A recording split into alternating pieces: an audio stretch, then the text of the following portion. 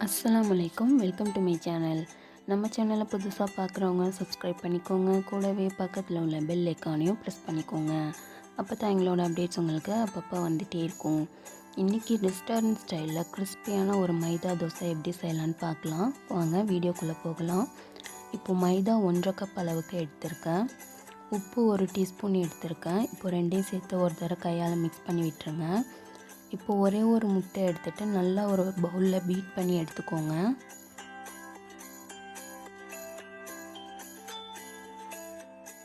இப்போ பீட் பண்ண முட்டையை மாவோடு சேர்த்துக்கோங்க. இப்போ கையால் நல்லா இந்த ஃபுல்லாக எல்லாத்தையுமே ஒரு தடவை மிக்ஸ் பண்ணி விட்டுருங்க.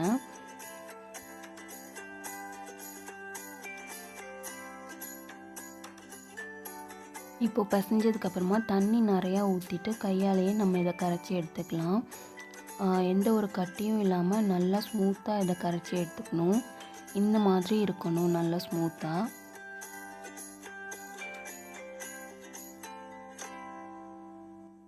அடுத்தது வெங்காயம், பச்சை மிளகாய், கருவேப்பிலை, அப்புறம் கொஞ்சம் மல்லித்தழை இது எல்லாத்தையுமே எண்ணெயில் போட்டு நல்லா வதக்கிட்டு அதுக்கப்புறம் அந்த மாவோடு சேர்த்துக்கலாம். அப்போ இன்னும் நல்லா டேஸ்ட்டாக இருக்கும். இப்போ 2 டீஸ்பூன் எண்ணெய் ஊற்றிட்டு இந்த இன்க்ரீடியன்ட்ஸ் எல்லாத்தையுமே போட்டு நல்லா வதக்கிக்கோங்க. வெங்காயம்லாம் நல்லா வதங்குற அளவுக்கு எல்லாத்தையுமே சேர்த்து நல்லா வதக்கிக்கோங்க.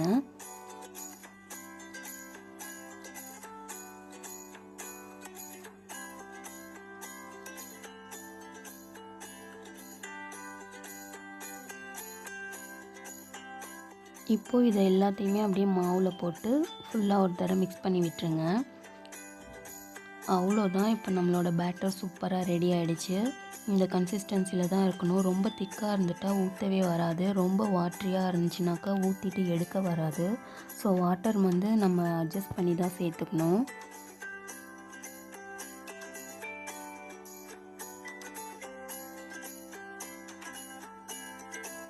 இப்போ கல் நல்லா சூடாகிடுச்சு. இப்போ நம்ம தோசை ஊற்றிடலாம். அதில்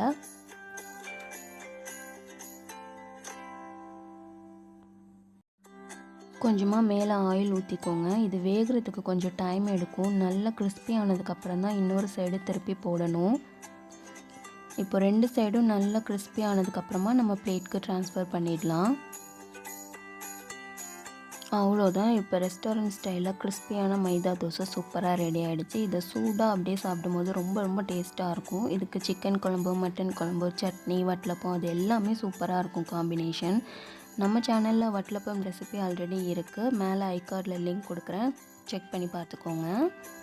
இந்த வீடியோ உங்களுக்கு பிடிச்சிருந்துச்சுன்னா லைக் பண்ணுங்கள். மற்றவங்களுக்கும் யூஸ்ஃபுல்லாக இருக்குன்னு நினச்சிங்கன்னா ஷேர் பண்ணிக்கோங்க. தேங்க்ஸ் ஃபார் வாட்சிங்.